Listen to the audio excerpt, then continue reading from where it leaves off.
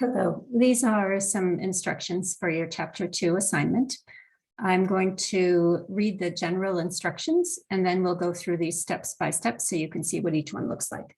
So in general, you're going to be using the database from the data that you gathered and selecting a continuous variable of interest to you from the worksheet named raw data. You'll find the mean, median, mode, and standard deviation for that variable. You'll create a histogram for that variable by hand or by following these instructions to do it in Excel. Describe the shape of the distribution, write up the conclusion in the format provided for you in class. So let's begin with step 1. Use the plus arrow on the bottom of the page next to the tabs to add a new worksheet. Click on the name of the tab and name it CH02. So here is the plus sign. I'll click on it to add a new worksheet and I'll name it CH02. I'll hit enter and I'm going to actually drag it over to the right so I don't get anything mixed up. So back to the instructions tab. Step 2, on the worksheet labeled raw data, choose any one variable that interests you. Make sure it's continuous. Select, first of all, column A by clicking the letter A above column A. You'll get a little black arrow, and that will highlight column A. Then while column A is highlighted, hold down the control key and click on the letter above the variable of interest to you. And then while both of those are highlighted, right click and select copy. Go to the worksheet CH02 and click in cell 1A, select paste, and those two columns should appear. So let's go into raw data. We'll hover in that A cell. We can see that black arrow appears. Click. Now that whole column is highlighted. Now I'm going to hold down my control key while I go over and select my variable of interest. I could select age. I could not select sex because that is not a continuous variable. Height is available. Birth month, no. Number of Facebook friends, I could do that. Miles to the store, hours of sleep, hours screen time, happiness. These other variables, hours outside has good data. Some of these variables have a lot of missing data because some students still haven't completed the second part of this, entering their data, but as soon as they do, I'll get the assignments and finish this data sheet. So hopefully we'll have a complete data set before too long. So in this case, I think I'll just go with height. And so I'm going to hold down my control key. My black arrow has appeared, so I'll select height. I'll right click and select copy. Then I go to my CH02 tab. It's already there. I place my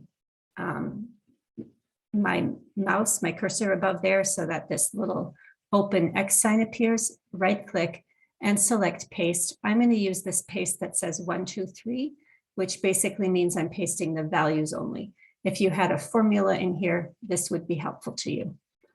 Now I'm going to quickly scan my data to see if I have any missing data points.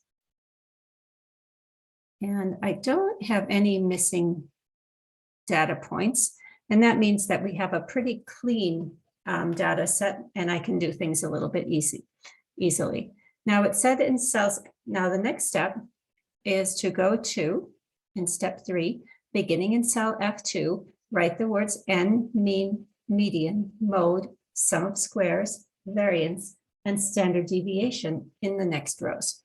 So I'm going to go back there and do that very thing. Here is cell F2, and I'm going to write n, standing for the number of scores. Mean, going down, I'll type median. Mode, I'm using the arrows on my keyboard to navigate. Sum of squares. Variance and standard deviation. And these are the data that we're going to figure out. Now, the first thing we need is the number of scores in our data set. And we can do that in a couple of ways. Since we have no missing data points, we can just, because our persons are numbered, we can just look at the number associated with the last person. And we find that that is 65. And another way, if you do have missing data points and you don't want to count them all by hand, you can just type equals count A, and that means count everything. And then you can select all of the range of data, which I've just done, put your closing parenthesis and hit enter. And that will count them for you. So if you have chosen one of the variables with more sparse data or with missing data points, then you can count them in this way. I'll erase this for now. So to calculate the mean, we're going to want to use the formula. So we'll type in the equal sign to tell them that we're going to use a formula. We'll hit the opening parentheses and select the range. You can watch how I do this to get a quicker way to select the range without dragging. Collect in the first cell in the range of interest, then hold down the Control and the Shift key at the same time and hit the down arrow. And that will select all of the cells until there's a missing cell. So it selected all of them till here because here we have a missing cell. So this makes it a little bit easier when you need to select everything. You could put your closing parenthesis, and then we simply need to click divide by and click in the cell that corresponds with N. So now you can see our whole formula. We're asking it, and I forgot one key critical word, which is we have to write sum in here. So this is what the formula looks like, equals sum. And then we select all that range, and then we divide by G2, which has N. And now we'll hit enter. To calculate the median, we could sort them all out and figure it out by hand, but since we have Excel, we don't have to. We can just type in equals, and we'll type in median. We'll type our parentheses and select that range. I'll click in the top cell. I'll hit Control Shift in the down arrow, and I'll put my closing parenthesis. And we can see that the mean is 64.5 and the median is 65, which suggests a slight little bit of skew. Next, let's do the mode. And we'll do that just by typing in equals mode, put the opening parenthesis, select the range, Control Shift down arrow, closing parenthesis and enter. And now we know the mode is also 65. So 5 feet 5 inches is the common number here. And our next thing we have to enter is sum of squares. And so what we have to do then is first calculate the deviations. So what I'm going to do here, just to make it easier, there are a couple ways you can do it, but I think for now, let's go ahead and take that mean. And let's just make a column that says mean. And so the mean in this case was this number. Let's copy this number by doing Control C or by copying it. And then let's do a paste here, but let's just paste the value. So click on this, paste 1, 2, 3, and that'll get the value. And now we can just paste this all the way down to the end of our data set. And this will make it a little easier for the next step. Now we can do our deviations. So let's put a column here that says deviations, and let's do subtracting. So we know the deviation is each score, which is here in column B, minus the mean, which is now in column C. So we can create a formula that references all of that. So let's type our equal sign. And let's just type in the deviation equals each score, there's the score, minus the mean, and enter. And so the deviation, or the difference between the height of this person and the mean height of all the people, is 3.53. And now we can just copy this. And when we copy it, it'll copy the formula. And if we go all the way down, it'll copy that deviation for every data point. And so I'm just going to hit Control V here, or else you could just right-click paste. And if you are using this paste function, you'll want to do this very first one where it pastes the formula. And you can see it just says paste. And so now we have all of the deviations.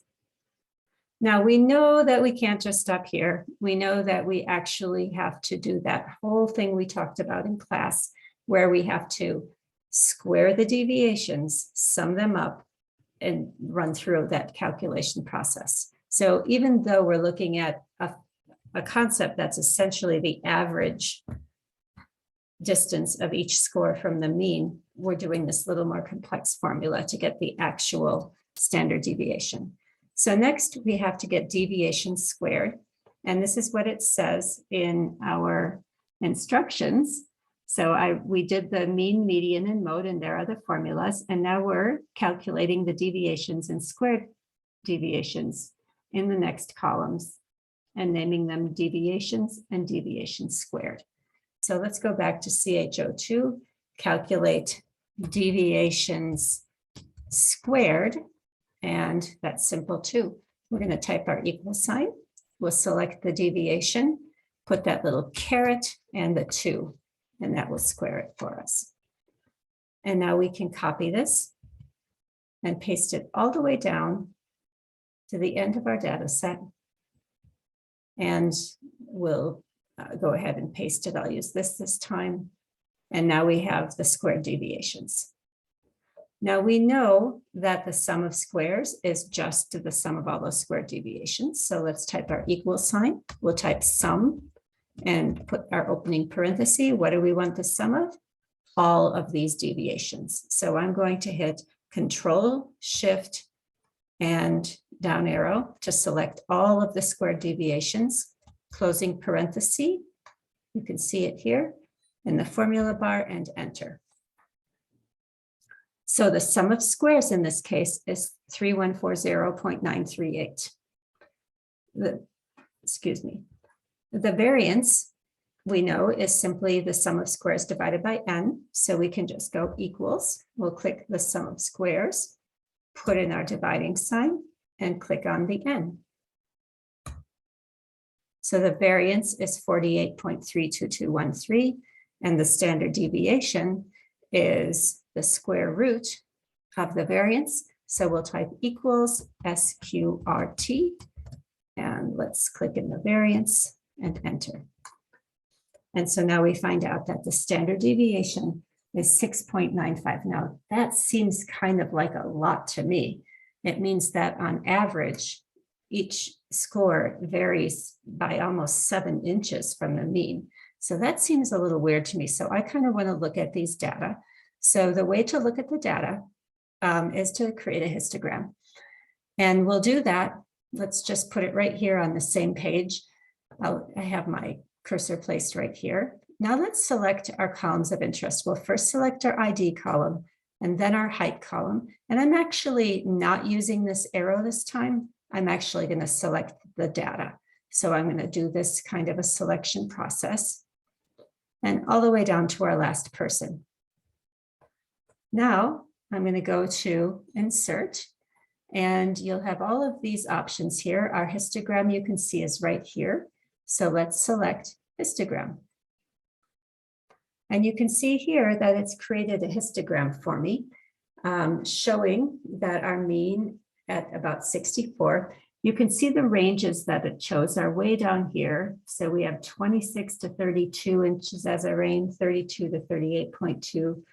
I don't know if I like these ranges that much, so I could change them if I wanted to, and we could change them by changing the bin width. Say we could make it 5 inches or something like that, or maybe 4 inches. Let's try 4 and see what happens. And so we can see that changes it up a little bit. So see what's going to look the best to you. But what I don't like are these outliers here. Now, maybe they're accurate, but let's see where this is falling. So we have a 26 in here. And I can see that this 26 is way down here, person 59. And that's very small for an adult, 2 feet, 2 inches. And I'm assuming that everyone's an adult, but let me go look at the raw data and see if this could possibly be a typo. So this was person 59, and a male who's so small. So it's possible that this is a child, in which case this would not belong to this data set, which is adults. Or it could be a person who's very small, someone who is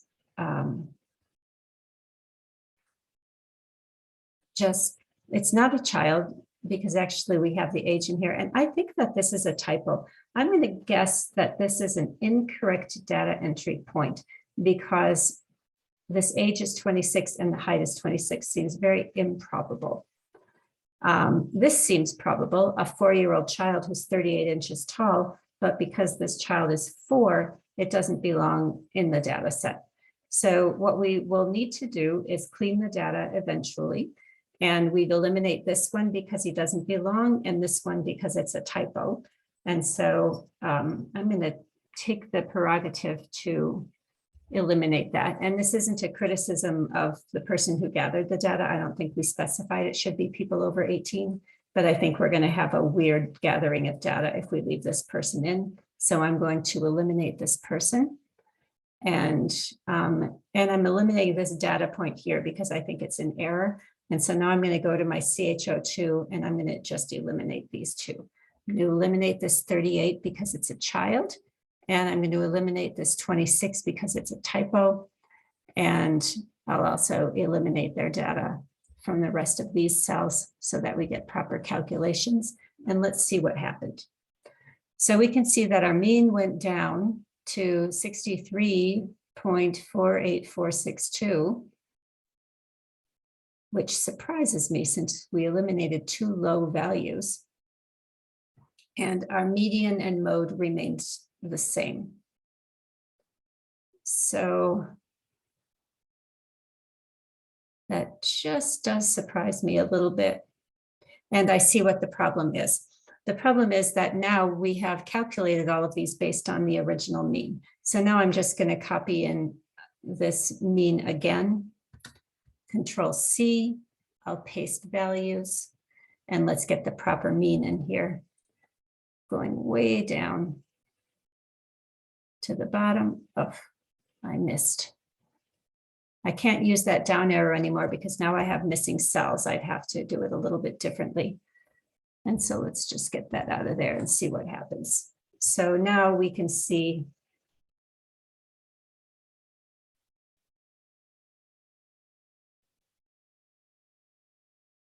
that we have a little bit of a confusing situation. Isn't it great when I make videos like this?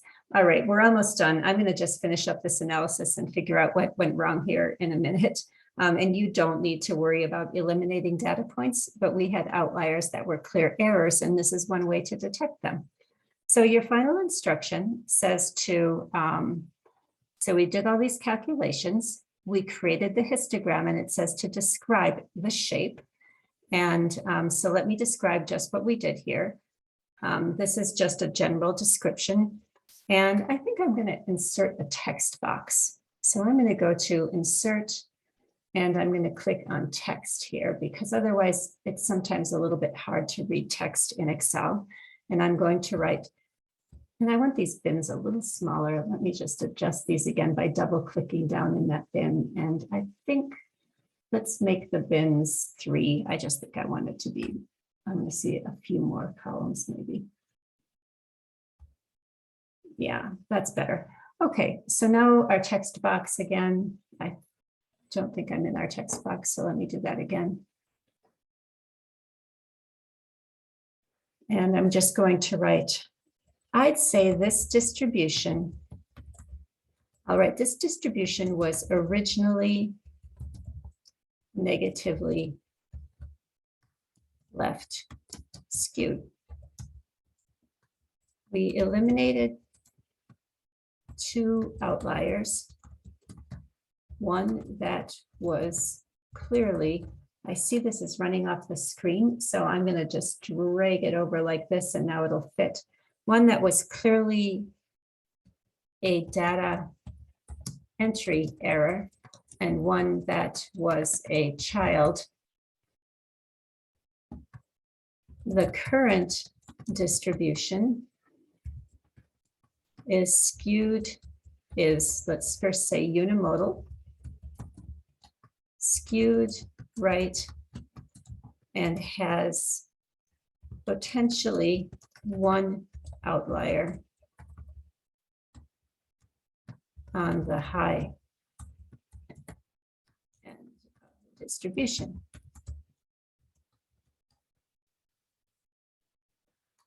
So that is just the general description of the distribution for assignment purposes. And if we were going to describe this distribution for more official purposes, I'm going to put in a new text box here. So I'll go to Insert Text. And how would I describe this if I was writing it in a journal? I might say something like this. I want to reference what we're talking about. And I might say, on average, the height of individuals in the classroom sample was, and now I'll get this number, but I only have to write 2 decimal places.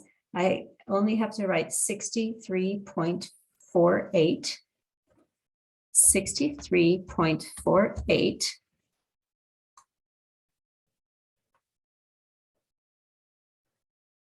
Actually, let's say it a little differently. Let's just round that to 63, let's say 63.48 inches.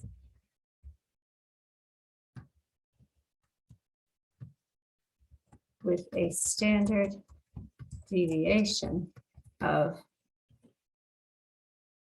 and that is 4.21, rounding it to 2 decimal places, 4.21. Let me go move this over.